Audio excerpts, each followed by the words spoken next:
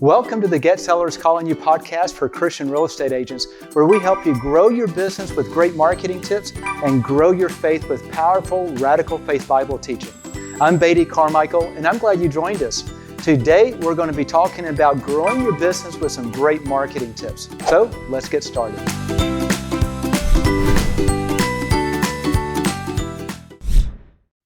Well, hey there, this is Beatty Carmichael, and I want to do a quick introduction on this interview that you're about to hear, because the one I'm interviewing is actually me. So a friend of mine, Ryan Smith, is a podcast host out of Canada, and he has a podcast called Launch Your Farm, and this is actually an interview that he did with me, and I thought the content was great, so I wanted to share it with you. This is all about how do you do a successful geographic farm. So I hope you enjoy it, and here it is. Welcome back to another episode of the Launch Your Farm Show. I'm your host, Ryan Smith, and today we've got a great guest. It's Beatty Carmichael. He's the CEO of Agent Dominator. So Beatty, take a second, tell us a bit about yourself and why you're here. Well, very good. So as you mentioned, I'm the CEO of Agent Dominator. I love training. I love geographic farming, and I'm here because I think I can help a lot of people.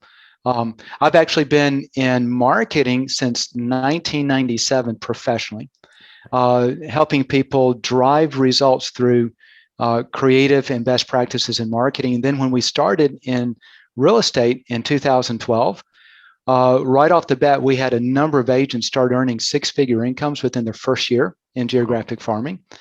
We learned a lot of things that work, a lot that don't. And so I'm excited to be here, Ryan, and just to share what actually works in geographic farming. Awesome. Yeah. And it's something that we're passionate about. And I like to always know how you got to where you got and what drove that kind of the backstory, because I think it helps really help other agents see the results and understand the who you are and what you do. So take us back to that beginning you mentioned a long time ago. You've been in marketing for, so let's hear the quick version. Gosh, I've never had that question asked in a long time. So the simple answer is I grew up in a very successful surgeon's family. We traveled a lot. We had a great lifestyle, and you'll laugh at this, Ryan. So this is 1980s. Okay, I get into Amway because I saw that they had a recurring income, and it didn't work. And then I went and worked for a guy who did office supply sales. So I started driving around. And we had this deep conversation. This is 1986 or 85, 88, somewhere in there. But what was interesting is he was trying to paint this picture. He said, Beatty, if you're here for just a number of years, this guy over here, he's been here about 10 years. He made $72,000 last year. Okay. And I'm over here, just a college grad. And this was my honest comment. I said, how can anyone live on less than $100,000 a year? And we realized that we were unequally matched for the role. Okay. Yeah. So that launched me into how do I get back to the lifestyle I had with my family? And I love the idea of recurring income. That's why I got into Amway. But and then my father started to share with me a guy named Jay Abraham. And for anyone who's heard marketing, okay, Jay Abraham in the modern times, is kind of the grandfather that really launched a lot of entrepreneurs in the direction of using best practices in marketing to grow a business. Yeah. And from there came Gary Halbert, okay, which most people, and if you haven't heard of Gary Halbert, you probably heard of Ted Kennedy, Dean Jackson. Yeah. Who's the agent up in Canada that was I'll sell your house or buy it? What's his name? What's his name? Oh, Craig Proctor. Craig Proctor. Yeah. Okay. Yeah, just all of us are, you could call us disciples of Jay Abraham and Gary Halbert and this crew of people. Yep. So that got me excited. I started to work with an attraction program in the telecom business using some of these things, and they started to grow. And then in 97, I spun out of that. I left it with my partner and started my own business to do that, using some things we developed. And from there, it just continued on. And there's something about the marketing that really caught me. And this is what I love about geographic farming as well. Anything you do in business, it's all about marketing if you are the one responsible for bringing in the money. And marketing will generate a recurring income if you do it right. Yeah. And even, what's interesting in real estate, we don't think about you having a recurring income because it's a one and done type of program. Do you Yep. know that? Yep. So you're always in the hunter mode. Yep. But what happens is when you do it right, your marketing is always hunting for you. Yep. And so it creates the recurring sales. All you do is you sit back and take the orders. And that's what has always fascinated me with marketing. That's what drew me into it. And that's why you won't get me to shut up about good practices in marketing today. I can promise you on that. And that's something I'm very passionate about. And my own story, when I got into business, I joined a team that used Craig Proctor's systems, and I learned direct response marketing. I learned how to attract people rather than try to hunt them, like you said. And I always said, if I would have joined a team that was just cold calling based or prospecting, like cold prospecting based, I probably wouldn't be in the business. But I learned the importance of good marketing and how to attract people to get them to reach out to you and to build your pipeline that way. And it's so important. And I know a lot of our listeners have struggled with farming. A lot of our listeners have tried farming. They've dabbled in it. They've used it. They've heard different things. And I teach a whole class on myths about farming. And there's a lot of myth understandings about farming. What do you think is the kind of core fundamentals of getting started in a farm? Because I know that's something you're passionate about. How, like, if it's just walk an agent through getting started in farming for them, and what's the key things? Yeah. So the key thing, the most important part is where are you going to farm? I remember talking to one client. This is what happens with most agents. Okay. So we've just signed up this client for geographic farming, and I'm coaching her through the process of getting started. And I was asking her, so where are you going to farm? And she lives in my town, so I kind of knew the area. Yeah. And she said, at the base of the mountain, basically. And I said, okay, and what do you want to farm there? She said, well, that's where I live. Okay, fair enough. So then I asked her a question that I thought was a good question. Are you more interested in farming where you live or farming to make the most money? Yeah. Because we can do both. I mean, we can do one or the other, but we usually cannot do both, okay? Yep. You can either farm where you want to farm, or you can farm where you want to make the most money. Yep. And what do you think she said? Where I live. Right. Well, she actually said, no. Make the most money. Yeah. Make the most money. If I'm going to be investing money, I want to make the most return. Okay. Yeah. So then let's start this over again, and let's actually go through a process. And this is what most agents don't realize. And it took us a while to figure this one out. I actually had, I'll give shout out where it belongs. One of my first client, first real estate client back in 2012 was, and still is, a super top producer, and everything he's touched, it turns to gold. And we started working together, and I picked his brain about farming and what creates results. And he actually started identifying these items for me.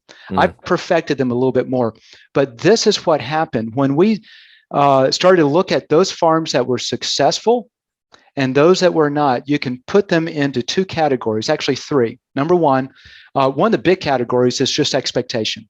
Yep. Success is based on having right expectations, because if you have wrong expectations, you quit too early. Okay. Yep. So if we take the expectations out and just actually look at the actual implementation of what you do, many farms fail because they're in the wrong location. Yeah. And the other farms fail because they have the wrong marketing. Yep. But when you have the right location, right marketing, then as long as you stay with it, it's going to produce. So the most important thing is, it's actually a couple of serious things. We identified, I think it's 5 different ingredients to laser pick the right farm, but there are only 2 that are most important. The first one is what's called turnover rate. Now, everyone uses the term turnover rate. Some people really know what it is, and some people just heard about it. Do you have any idea what turnover rate is? I would like to, because I teach it. So it's the number of home sales over a 12-month period divided by total number of sales in the area, and it gives you an average percentage. Perfect. So it's just the percentages home that's sold, and in this case, a 12-month period, which is a good measurement time. So what turnover tells you is this, real simply, is if I want to make more sales, am I more likely to make more sales if I have 5 homes that sell or if I have 50 homes that sell in a farm? 50. I'm going to pick up more if I've got more homes turning over. So that's what the turnover rate does. It lets you know at what velocity they're selling. Yep. What happens is a lot of people choose a farm based on turnover rate, and they can make money, but they don't make as much money as they can when they add one more factor. Can you guess what that one more factor might be? Price. Absolutely. So you look at, and here's an interesting thing. So now I'm going to pick your brain a little bit and say, okay, do you mind if I put you on the spot? Yeah, go for it. Okay, great. It's a good test. It's a good test. Yeah. We'll see how great of an expert you are. No, I'm teasing. I better not do that. No, I'm happy. Okay. So let's say I've got 3 or 4 or 5 farms I'm considering in an area, and I'm looking at turnover and I'm looking at price. How do I compare them in an apples to apples so I know what really is the better farm to target? So from my perspective, a number I use, I call it the total farm value. So I take the total number of sales multiplied by the average commission in that farm, and then gives you an average output of if I was to extract every piece of business from that area. And then I use that number to say, what's the total dollars that I could take out of that farm, and then that helps make my decision that way. Yeah, so that puts it on an apples to apples basis. So you call it total farm value or commission value. What farm value? Total farm value. Okay, I call it the sales turnover rate. I'm a little bit different, but we hit the same number. Yep. For me, it's you take the average turnover rate multiplied by the average sales price, and that gives you what I call the average sales turnover rate. And then everything's on an apples to apples basis, because this gives you the equivalent value of one farm compared to another. Yep.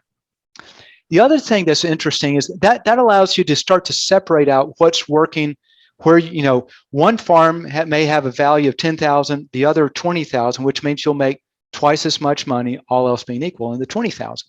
Yeah. But then there's one other thing, and that is, would you rather get paid now or get paid in a year? What's your thought? Depends on what the commission is, but now, generally. So you're going to earn the same commission. You're going to earn $10,000 to make this sale. You want to get paid now, or you want to get paid a year from now? Now. Okay. So that is a days on market, because one of the things you want to analyze is how quickly are you going to get paid once you get a listing. Yep. If you have a short days on market, I may go with a lower average value in that farm for a 3 days on market than a little bit higher value that has 180 days on market. Yep. Okay. So what I'm looking for is how quickly am I going to get paid on that? Yep. And then there's another thing that we call, I call it agent dominance. And this has to do with what are you competing with? And we'll move into this probably as we get further down in this conversation. But there's one of the most important things in farming is this thing called a mindset dominance. Okay. If you've ever read the book, The Millionaire Real Estate Agent, Gary Keller wrote that, and he called it mindshare dominance. He actually gets it from a book from the 1980s called Positioning. And it's talking about when that homeowner out there is thinking about, who do I call to sell a home? Only 2 or 3 agents actually pop in the homeowner's mind. And if you're not one of those 2 or 3 agents, you're not going to be called. And so when you look at a farm, one of the ways you can identify if there's already sort of a mindshare dominance in that community already is looking at who is the predominant listing agent. And if you have a listing agent that's at 25% or more, some people draw the line at 20, then you've got a farm that already is geared to remember and know that agent's name, which means your marketing is going to be harder because you got to push them off of that pedestal to put your name there. Does that make sense, Brian? Okay. So one of the things that you look at all these are subjective, okay, at this point. And when you're looking at different farms, where to start, you want to look at the value of the farm and pick it primarily based on that. But then you can fine tune your results by looking at the average days on market, looking at what agent dominance there is. And this isn't as much of an issue today because we've been in a seller's market. Yeah. But when we flip, and it's going to flip and it's going to turn into a buyer's market, there's one other thing that you have to look at, and that's what's called the success rate. The success rate is what I call, you look at how many listings came on the market in the last 12 months and how many sales. Okay. And the success rate is the percentage of sales to listings, because if you're in an area where 100 listings come on the market and 5 homes sell, that's a 5% success rate, which means you're likely not going to make much money there. So find something that has a high success rate. That's not an issue today, but as you know, depending on when someone's listening to this audio, in years to come, that's going to be a big issue. And then there's one more area, and this is, when you do investments, you typically look at, let's say you're going to invest in a stock. You're going to look at not just the stock price today from versus where it was a year ago, but you're going to go backwards, 2 years, 3 years, 4 years, and look and see what is the trend of that stock. You can do the same thing if you're willing to do the extra effort in farming and look at the trend of a farm, and you can actually start to see if the area you're targeting is on the increase, if it's plateaued, or if it's on the decrease. Because the last thing you want to do is start investing good money, time, and effort into a farm because today it looks good. Yeah. It may be the top value producing farm, but next year it's dropped half that value. The next year it drops again. And now you're into an area that has no value. So for kind of a long-term approach, I call it the crystal ball analytics. It's basically doing the same, the farm valuation, the turnover rate times the average sales price, and do that each year for the previous 2, 3, and 4 years individually. And then what that allows you to do is to see a trend of what that farm is doing. Are people moving into it or getting out of it? And now you can look at all of that and be very scientific of where you want to farm. So that's a lot better than saying, well, I want to farm here because that's where I live. Okay. Exactly. It's really, I don't know if that makes sense, but that's literally, that's the language I speak. That's what I preach. The one thing I also add is looking with those numbers is do that with every one of those categories that you talked about, the agent dominance, the market share, all of those things too, because great. I talk about, agents will say, well, so-and-so owns this area. And I say, look at the trends. Because there was in an area when I was looking to start farming, there was a lady that had 15% market share. And at one point, but if you watch her trends, she went in over 7 years, she went from 15% market share to 1% market share. And she lost her dominance because what happened was they had new home builds happening in the area, and she had built relationships with people, the locals and the community in the area, but she wasn't reconnecting with the new agents or the new people moving in, and she just kept losing her market share. And there's more and more homes being built, and she kept losing how much she had.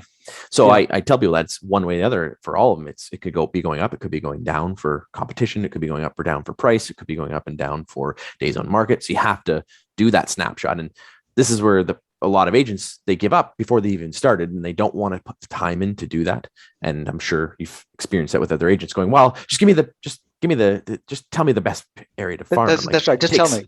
It takes time. It takes some resources. And that's the difference between someone who's going to succeed versus someone who's going to try it and hope that it works. And if you try it, the odds are not that great if you don't really know what to look for or don't want to do the work. Yeah. I want to talk on a couple other things as we're talking on the same subject. Sorry, I'm getting excited again. Yeah, I'll calm my excitement down. Yeah. But if you look at marketing as a whole, because that's what geographic farming is. And by the way, this applies to any list that you market in real estate. There are really 3 categories of where you get your 100% maximum results. About 40% of your results comes from your list. 40% comes from your offer. And 20% comes from your content of how you write that offer, what we call the copywriting, okay? And so what we're really doing is we're spending a lot of time on the first 40%, because if you get your list wrong, nothing works. Yeah. Okay. If you target a farm that has a 0% turnover rate, I'm sorry, you're not going to make any sales. Yeah. But I want to simplify it, because I realize a lot of people probably listening to this and getting this pit in the bottom of their stomach going, oh my gosh, I'll never be successful. This sounds like so much work. Let me kind of simplify. Probably 80 to 85% of all the heavy lifting of which farm to target is simply your farm value. Yep. take the turnover rate, multiply it by the average sales price, and you're pretty much there because there's almost never a dominant agent. Yeah, 100%. I Yeah. say it all the time. Yeah, there's almost never any significant difference between days on market, unless you're in a really super high price range.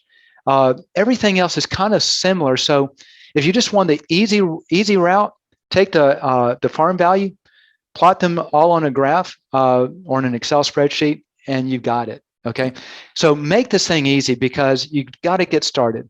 Yep. But for those of you who are a little bit more business minded, you pay an admin to do your work for you. Okay, pay them to do a little bit more research so you can make a 100% decision, not just an 85% decision. Yep.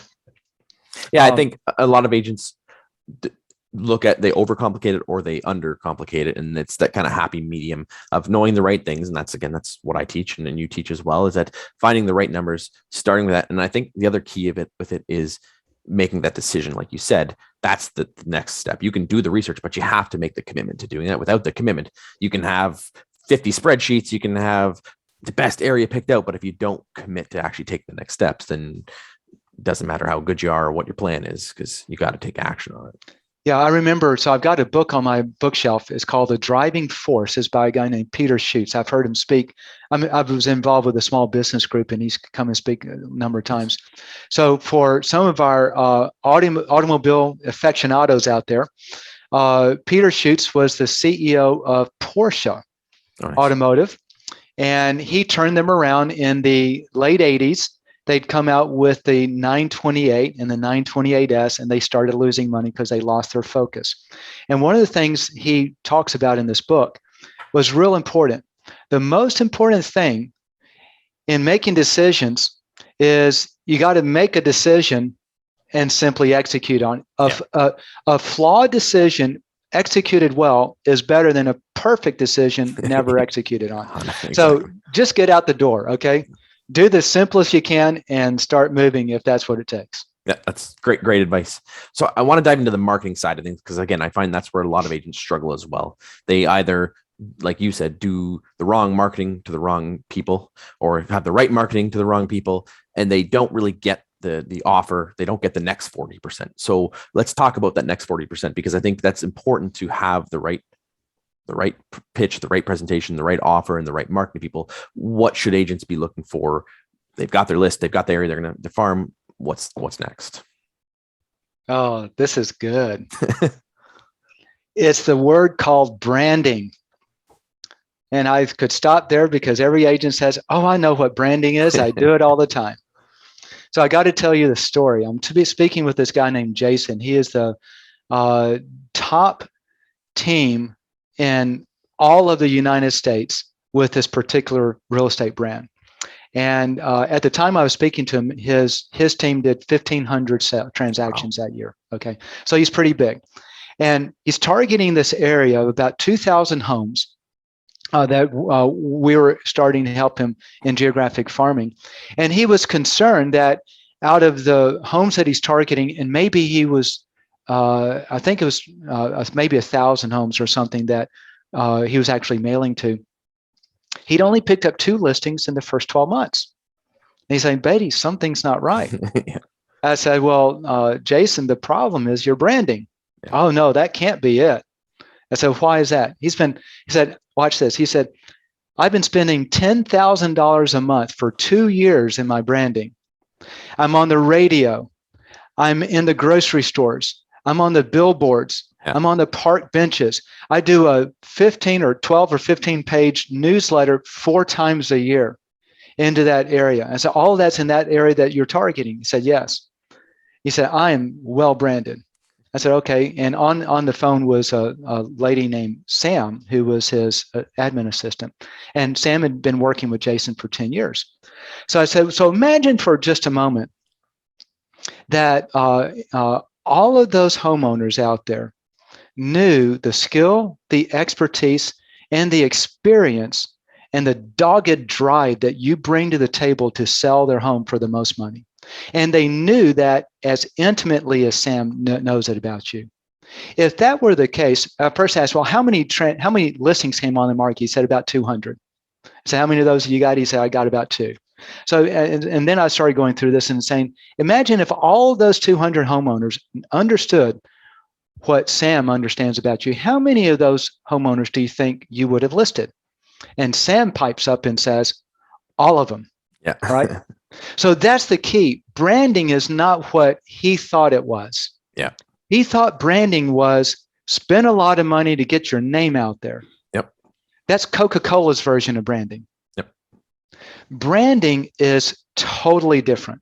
So in order to understand it, you have to look back at what drives a homeowner to actually choose an agent.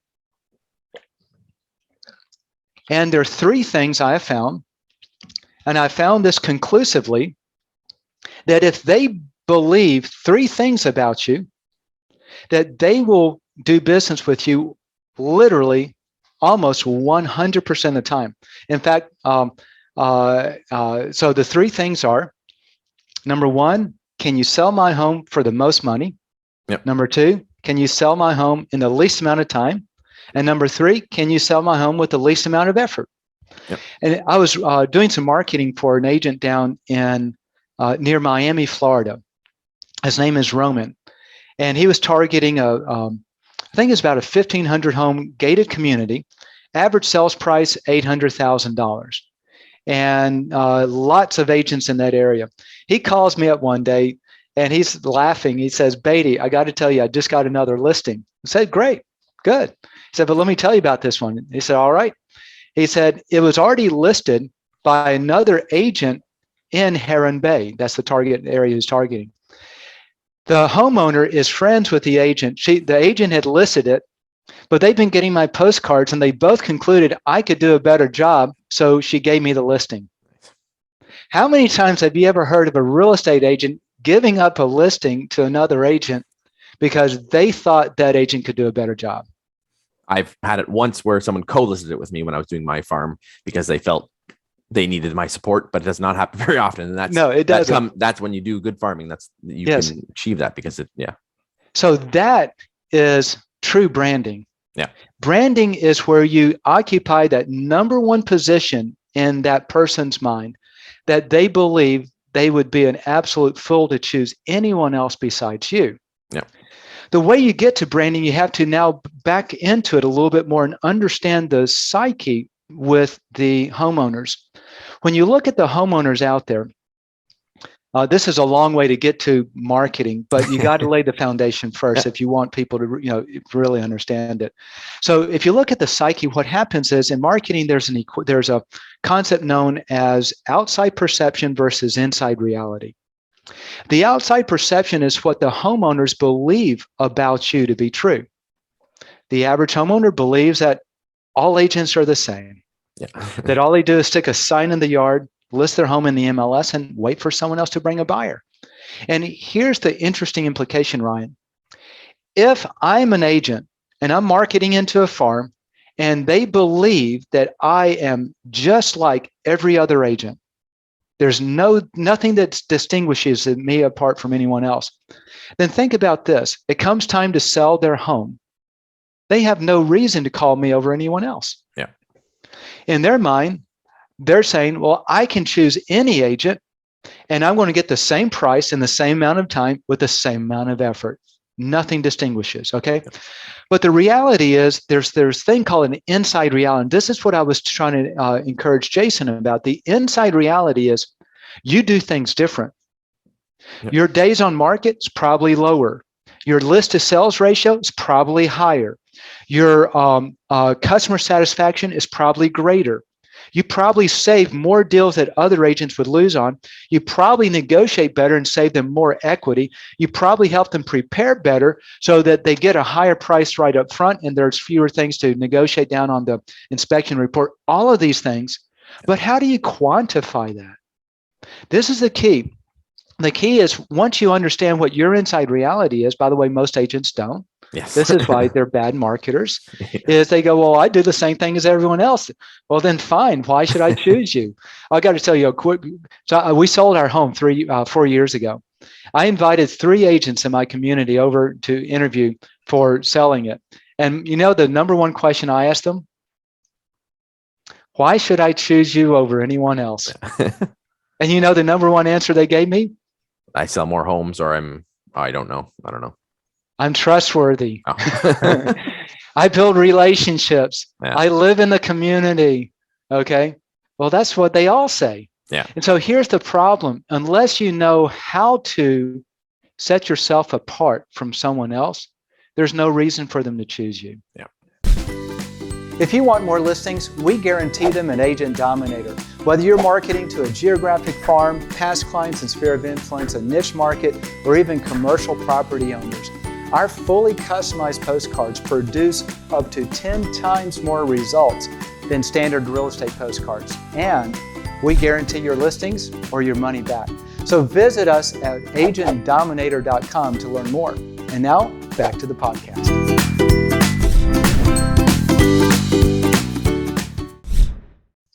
So let me share the easiest thing you can do, and then I'm going to start to build from there, okay? So the best thing in marketing, when we started in geographic farming and we started to sell our services there, I would ask every agent that came through, I said, have you ever done geographic farming before? And most of them said no, and some said yes. So then I would ask them, were you successful? Did you make money? What percentages do you think said yes and no? I would say 80% said no and 20% said yes, based on my experience. Pretty much, yep. And then I asked them one final question. Let's say, okay, you're a marketer, you understand marketing. What's the next question you would ask? Those that were successful. Yeah, what did you do? What'd you do? And would you like to guess? I'll tell you the percentage response rate, but let's see if you can guess what they did. 100% gave me the identical answer. Okay, so when you're hitting 100% of what's made people successful, you know you're in the right direction. Yeah. Would you like to guess what that 100% answer was? No, I'll let you tell me.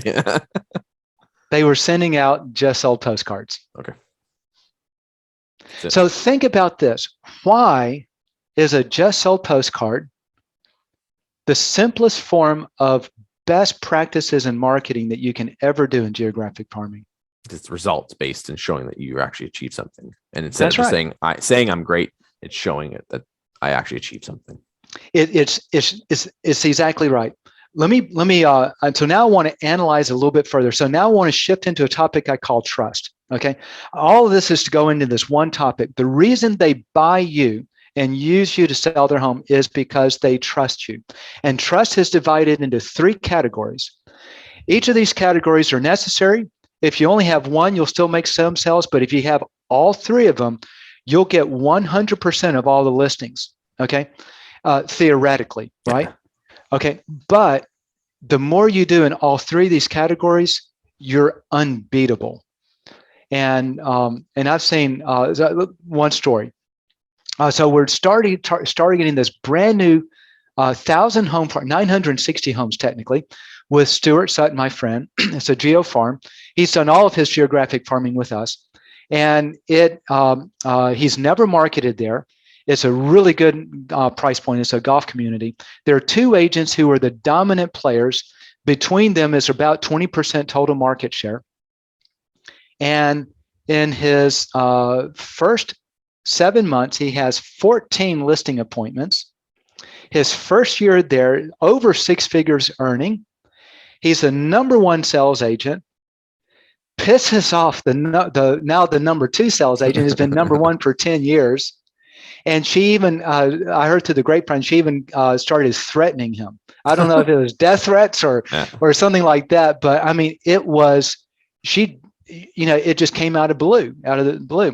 And what happened was all 3 of these elements of trust, he played a part. Okay. So what these are is the first element of trust is they have to trust that you're actually selling homes. Yeah. This is why the just sold postcard is so good, because it shows made a sale, made a sale, made a sale. Now, what happens a lot of times is we get in this myopic thinking, especially as agents, that, well, I don't have any sales to show off. I'm just starting this brand new farm. Doesn't matter. Show off any other sale. What they need to see is that you're selling, not necessarily that you're selling in that farm. If you don't have a sale in the farm. And then this is really fun. So sometimes you're targeting a farm that has a uniquely distinctive architectural design than any other place where you're selling homes. Have you ever experienced that with your clients? Yep. Okay. So the question then is, if I'm targeting a farm that's let's call it 2-story Georgian house, and all of the other homes I'm selling are 1970s old modern style, 1 and 1.5 story. Okay. If I send those photos into that farm, right off the bat, they say, well, this isn't my neighborhood. Okay. Yeah. How do you get around that? You ask if you can advertise other agents' sales in the neighborhood. I don't know. You tell me. Okay. So there's a simpler answer. Okay. Rather than showing the exterior photo, take an inside photo. Right. Okay. A photo of the den, the master bath, the kitchen. Because when that comes out, your postcard says, just sold, top price, or 5 offers in 2 days for $10,000 over list. And they look at that and they go, wow. And in their mind, they're thinking this was a local sale. Yep.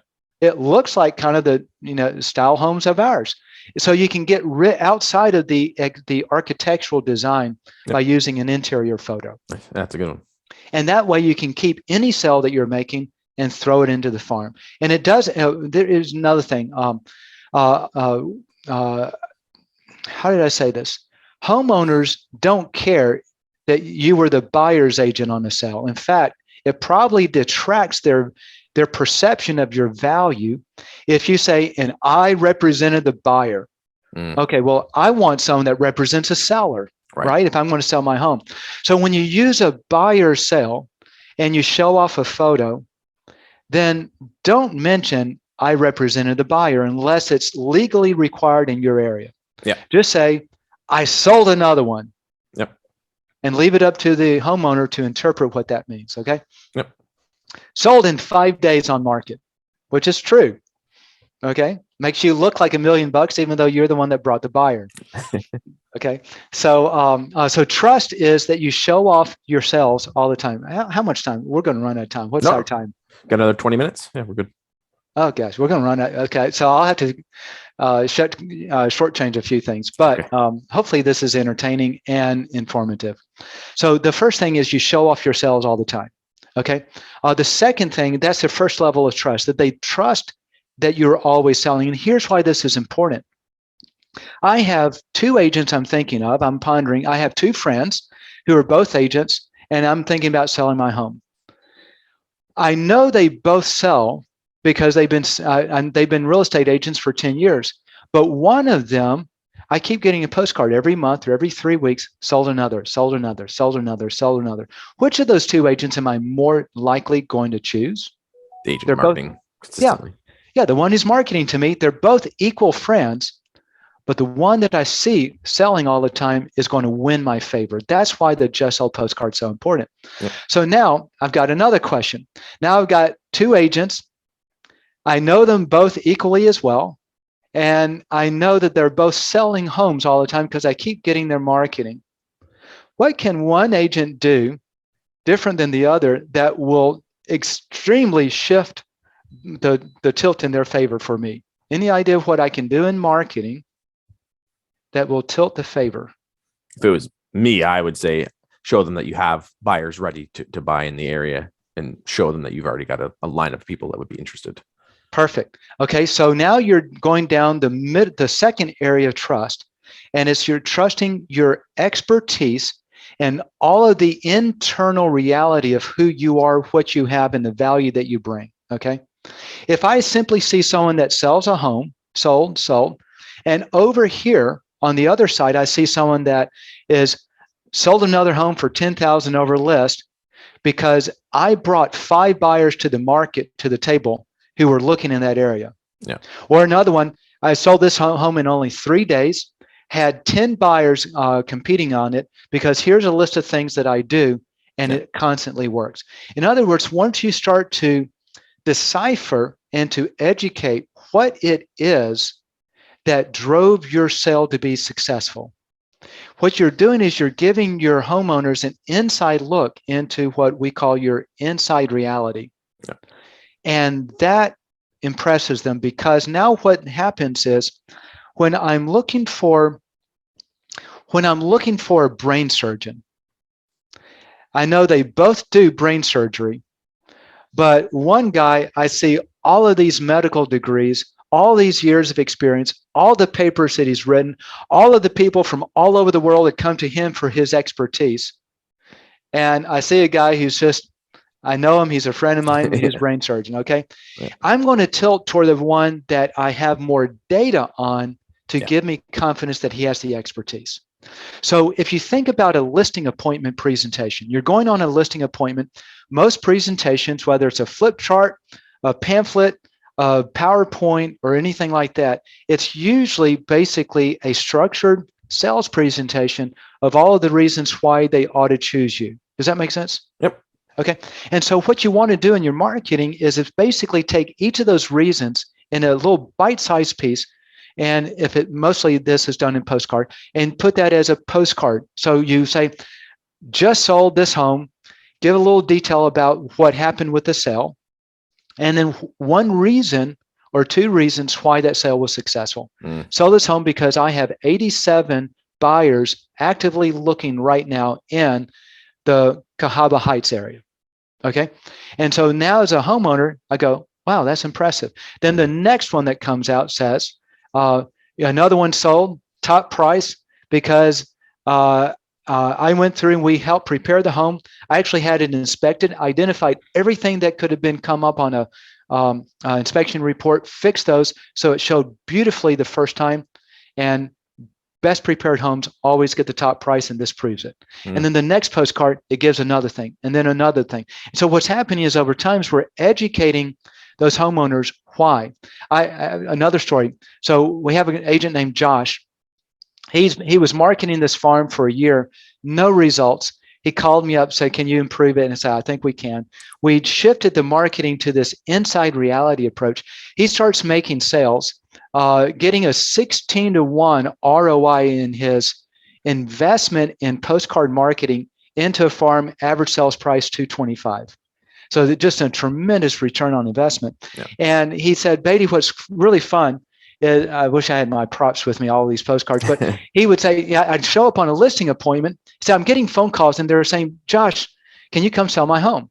And another half of the other were saying, "Josh, my home's on the market. It's not selling. Can you come sell as soon as my contract expires?" And when he would get to the appointment, they would have all of his postcards still.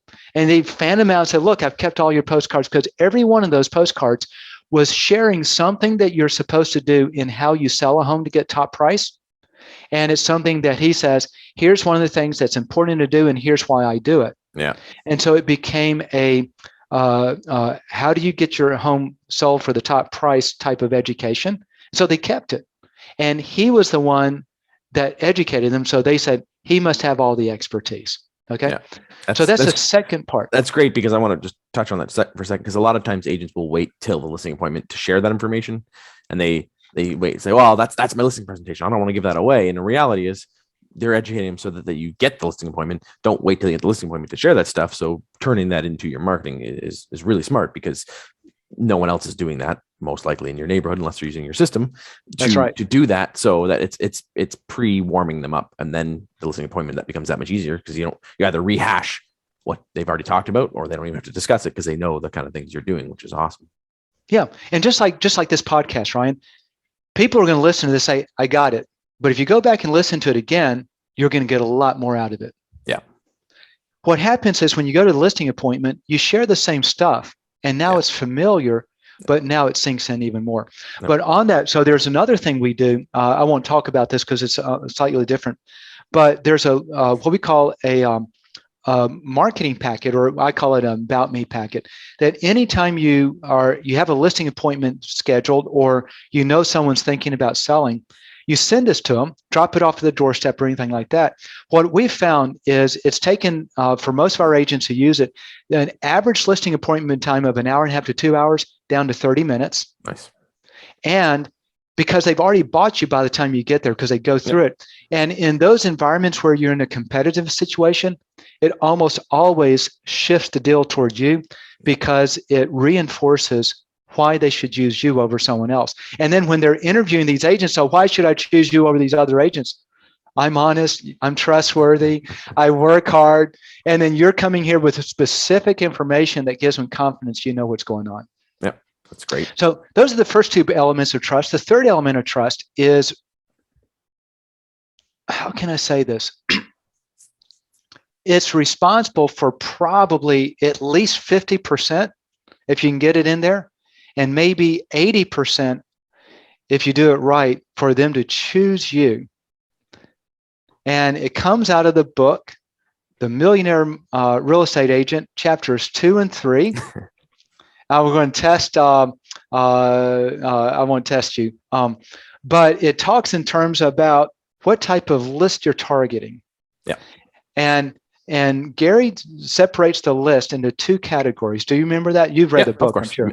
Your Mets and your unmets. Your Mets and your unmets. Yep. Do you know statistically how much more likely a Met is to do business with you, all else being equal, versus a not Met? Because it's 50-1 and then 1 to 12 or 2 to 12. So it'd be 10 times more likely. Yeah, 10 times. We measured it between 8 and 10 times. Yeah. Okay. And so if you want to be successful in that farm, do whatever you can to give them a chance to meet you in any other environment other than the professional environment of your professional presentation on a postcard. So this is where sending a video email blast out into the farm, just a little selfie video with you, talking about something that they would have interest in, doing events in the farm where you can meet them, like a ice cream social down at the park. Okay, all the way to we ran into something in postcard that was really phenomenal. We've been doing postcard mailing to this guy's farm for several years. His name is Zach. I'm talking to Zach at the end of October. And by the way, in the general typical residential real estate, when do most of the sales occur? What months? Like month where we are, it's March to November, but it's I think it's about 60% of the sales are between March and July. Yeah. It's just that swing as they're getting ready to summer. They sell during summer so they can be ready for school. Yeah. So Zach was saying, Beatty, can we mail that postcard out that we mailed back in January? And this is almost the end of the month, end of the year. I said, well, sure, but why? He said, because it produced half of all my listings. Wow. Yeah, I said, wow, exactly. So you know what I did? I went and looked up all of his cards and said, what was different with January's card than everything else? By the way, this is the mark of a marketer. You always test and look at what works, right? And there was one thing different on that postcard. I don't think you'll ever figure it out, but just to see if you can guess, what do you think the one thing that was different about that postcard than all the others? Wouldn't it be worth me trying to guess? Okay. So we're talking about the idea of a Met versus a not Met. I would say maybe like a photo or something of him being in the community and connecting with people. Bingo. That's it. It was a snapshot photo of him, his wife, his 3 kids sitting on the couch. And in the midst of whatever information was there was a one sentence. And by the way, we live in this neighborhood also. Our children go to school. So what it did is it brought realism so that homeowner says, he's a real person. Yeah. Okay. And what that does is it warms them up from your just being this professional persona to a real person. Yep. It's the first step in them meeting you. So we started testing this and we started measuring. It significantly increases results because now people in the farm, it doesn't work if you're mailing to your past clients and sphere of influence list because they already know you. Yeah. But when you're mailing to a farm, a list that they don't know, where they don't know you, then that breaks through and that increases results. So that's the best marketing. It's showing off yourselves, giving them your expertise and helping them understand why to trust you. And then whatever you can to build an opportunity for them to meet you either personally or vicariously through different methods so that they feel like they actually know you, they've engaged with you, they've interacted with you. And the more that happens, the higher the likelihood they're going to actually choose you. Yeah, that's awesome. That's great foundation, because a lot of agents just, they always shoot from the hip with their marketing. They just try stuff and don't put a purpose behind it. They don't put psychology behind it. And then they think, oh, this looks good, or it's catchy, or it seems like a fun thing. And then those are the agents who try it for a few months, don't have success with it, don't really have a proven system or a way to track it. And you've obviously cracked the code on it and really tracked it, because if you can do it, duplicate it, and you can do it over and over again, then you can track and make sure it's working. And that's really what it's about. And you have those key metrics, which are huge. Let me, how much time do we have so I don't run over? Another 5 minutes or so. Perfect. Okay. Let me give one simple idea. This is more for the agents who have been sellers agents for a while. Yep. You made a number of listings and sales, and you do fairly well. If you look at your statistics, one of the cards that we do, and I stole this headline from Stuart, said, if you think I wish I could show this to you. I don't have it pulled up. Otherwise, I do a screenshot. But the headline says, if you think hiring a professional is expensive, try hiring an amateur. Yeah. And then we show the list to sales price ratio in terms of dollars. Okay, so let's say that your list to sales ratio is 3% more than the average list to sales ratio. Yep. And then you're marketing to a $300,000 average sales price home. So now we can make the statement, Bill's homes sell $9,000 more for a $300,000 home than the average amateur agent. And then we can make the same statement in terms of days on market. Based on your days on market, Bill's homes sell 3.2 times faster than the amateur agent. Okay. So you can use those things and quantify and make it really easy for someone to go, wow. When you get that prospect to go, wow, you're hitting their brain and making that mind share dominance. So that's just one way to execute on it. That's awesome. So in the sake of time, I'll definitely have to be back on the show again. We can dive in more, because I think there's a ton of stuff we can dive into. We always wrap up with a best piece of advice. So if people are looking to find the right farm or dive into marketing, what's one last piece of advice you'd give with our viewers? The absolute best thing I could ever direct you to, you'll have to write this one down, okay? It's getsellerscallingyou.com. I have a link on there called free offer. And one of the things we did early on in the working in geographic farming is all kinds of, I did 21 split marketing tests with an additional 38 messaging tests, over 2 million postcards mailed, identifying what actually works. We found 3 or 4 things that produced over 800% increase over the control group. Wow. That means if I get one listing with a control group, I'll get 8 listings with the tested group. We found 3 of those things. Other things that produce between 2 and 3 and 400%. Okay. And so on that free offer is a short video I did, and I show you the actual things we tested. And we show the control and the test and the actual results increase. So if you're going to do any marketing, you've got to be able to get your marketing out in a way that it produces the highest results. Yep.